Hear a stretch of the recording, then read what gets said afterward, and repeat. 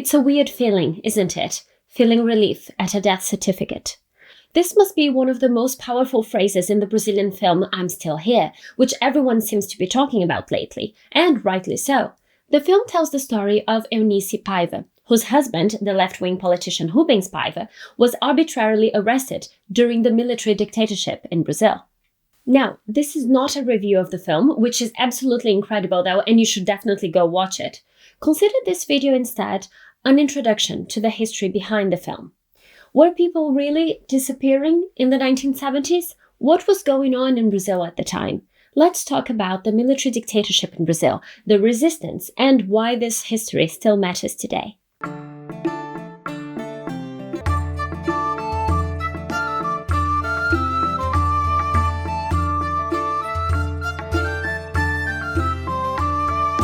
Hello, lovely history fans. I'm Dr. Julia Martins, and I'm a Brazilian historian. I talk a lot on this channel about the history of everyday life, and after watching I'm Still Here recently, I was left wondering how much people who aren't Brazilian know about this dark period in our history and how it has deeply shaped Brazil. So in this video, I'll go through how the country became a dictatorship and how democracy was re-established, with a special focus on the bravery of the many Brazilians who resisted and fought the regime, such as Eunice Paiva. With all that has been happening in the world recently, this feels like a very timely discussion to have, sadly. Anyway, if you enjoyed this video, please give it a thumbs up and remember to subscribe to the channel. If you would like to support my work, please consider joining my community on Patreon. It really helps. Now, let's talk about Brazil. In the 1960s, the Cold War was in full swing. It was a time of global ideological and political struggle between the United States and the Soviet Union, which sought to expand their influence on other countries. The United States were paying close attention to Latin America, and the fear of communist expansion was at the origin of many military coups in the area. In Brazil's case, the military dictatorship lasted from 1964 to 1985 and was one of the longest such regimes in the continent.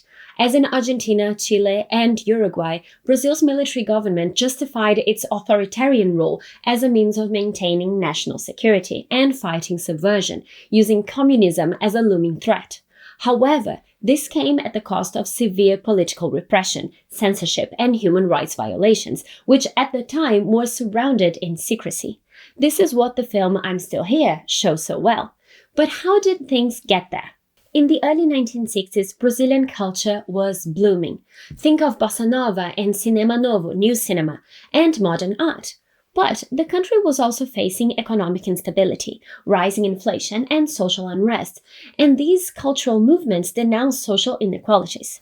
The government of President João Goulart attempted to implement progressive reforms, including things like land redistribution and the nationalization of key industries, plus giving people who couldn't read the right to vote. Sounds good, doesn't it?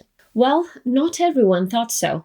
These policies alarmed conservative sectors of Brazilian society, including business elites, the Catholic Church, and the military, who feared that Goulart's policies signaled a shift towards socialism. At the same time, the United States, driven by Cold War anxieties, were actively involved in Latin America through initiatives like the Alliance for Progress, which sought to increase the economic collaboration between the US and Latin America. But, of course, politics were a big part of the story too.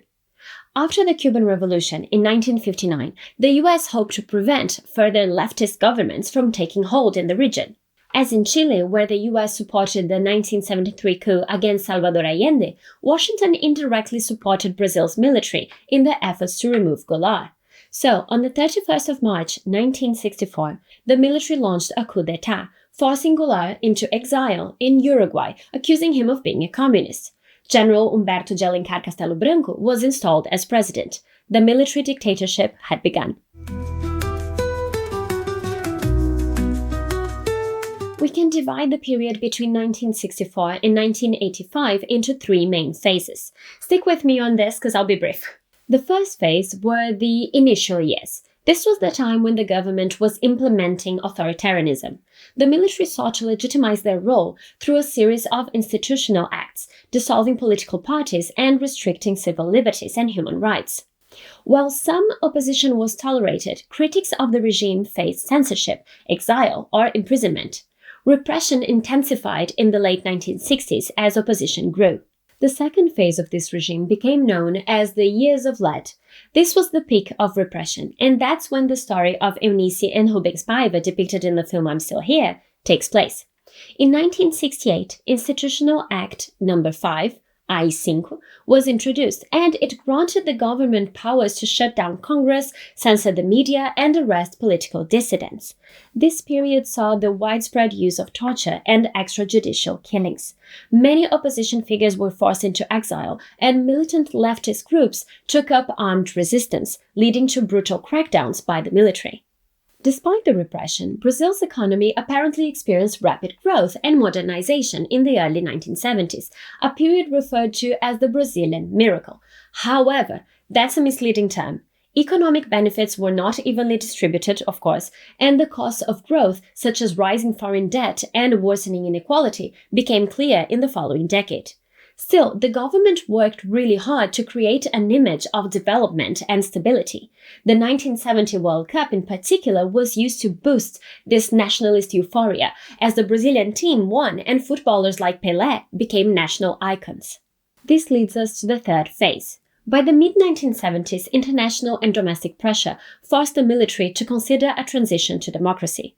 The new president, General Ernesto Geisel, initiated a process of political liberalization known as abertura, or opening, a slow and gradual reopening of the country. The Amnesty Law of 1979 allowed exiled dissidents to return, but, crucially, it also protected military officials from prosecution for human rights abuses. Civil movements demanding democratic reforms gained momentum in the 1980s, culminating in the Diretas Já movement, which called for direct presidential elections. In 1985, civilian leadership was restored with the election of Tancredo Neves, marking the official end of military rule. This, to me, is the most interesting and inspiring part of studying the history of this period.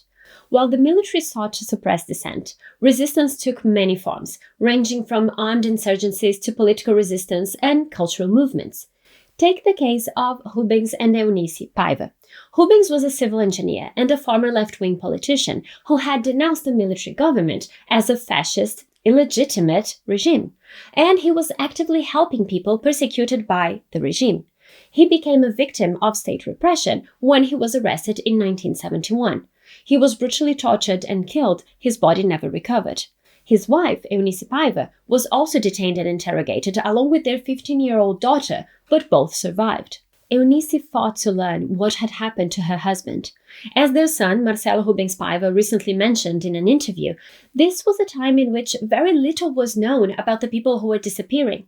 Not even friends and families knew what was happening to their loved ones, nor how many people were being targeted. Eunice eventually decided to study law, later becoming a prominent human rights lawyer, advocating for justice for victims of the dictatorship and indigenous peoples. Her story is full of strength and bravery, and I think the film and the book which inspired it do a great job at depicting this. But perhaps one of the most well-known forms of resistance came through culture.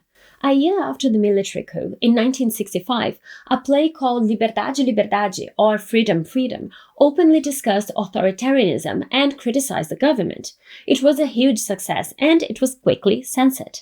Still, it was hard to keep artists quiet. Music festivals were very popular in Brazil, and some of the most beloved Brazilian musicians, such as Caetano Veloso and Chico Buarque, used their songs to protest and criticize the regime. É proibido proibir, or It's forbidden to forbid, is an example of this.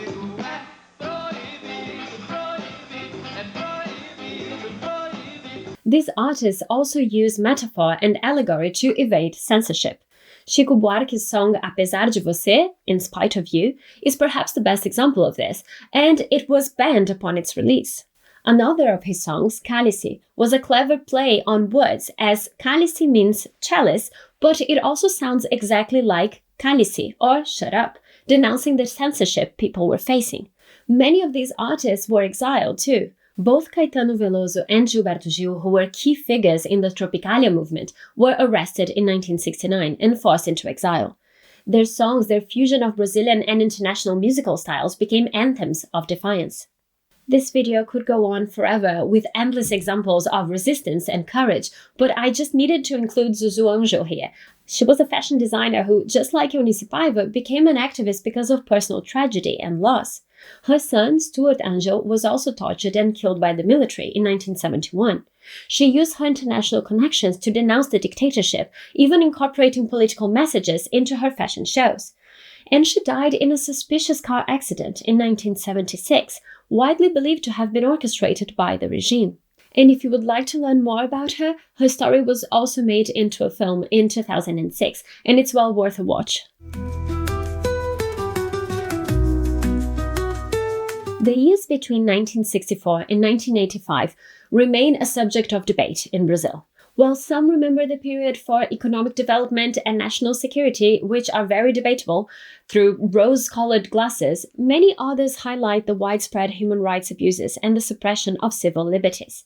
Just imagine it, it wasn't until 26 years after her husband's death that the truth was finally acknowledged and Eunice received his death certificate, which for her represented closure and even relief in a way. The 2014 National Truth Commission investigated state crimes committed during the dictatorship, revealing systematic torture and killings. According to their reports, there were over 400 confirmed political disappearances and around 1,800 people who had been tortured by the regime. As it is often the case, marginalized and racialized communities were disproportionately impacted by this. However, unlike Argentina or Chile, Brazil has not really prosecuted those responsible for past abuses due to the controversial 1979 amnesty law. Contemporary political movements continue to grapple with the dictatorship's legacy, with many of us demanding greater accountability for past crimes. Brazil's military dictatorship was a defining period in the country's history, shaped by Cold War geopolitics, internal conflicts, and economic transformations. While it left deep scars on Brazilian society, it also inspired powerful acts of resistance, from political activism to artistic expression. The growing recognition of stories like that of Rubens and Eunice Paiva, the music of Chico Buarque and Caetano Veloso, and the activism of people like Zuzu Angel ensures that the memory of this period remains alive. That's the hope anyway. I believe it's our responsibility to remember and celebrate these stories. Many people are credited as having said that those who don't know their history are bound to repeat it. It's become a cliché, but it's also true. Having said that, I personally think that knowing or understanding the past isn't enough. You have to feel history in your bones too. It's part of us. The writer, Marcelo Rubens Paiva, the son of Eunice and Rubens, whose book inspired the movie, said that as Eunice was losing her memory as she aged, in a way, so was Brazil too. And that's why he wrote this story, in which his mother appears as the unsung hero of resistance. It's impossible not to care about what happened to this family when you learn their story. And that can help us connect with history in a deeply human and real way. So, if you haven't watched the movie yet, please do.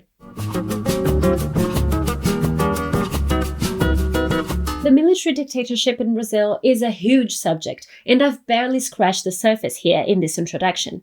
I hope you'll see this video as an invitation to learn more. Please make sure you check out the resources in the video description. With the rise in far-right movements throughout the world, this feels more urgent than ever. As for the film I'm Still Here, I'm keeping my fingers crossed for the Oscars. I imagine an Oscar would look fabulous next to her Golden Globe in Fernanda Torres' sitting room.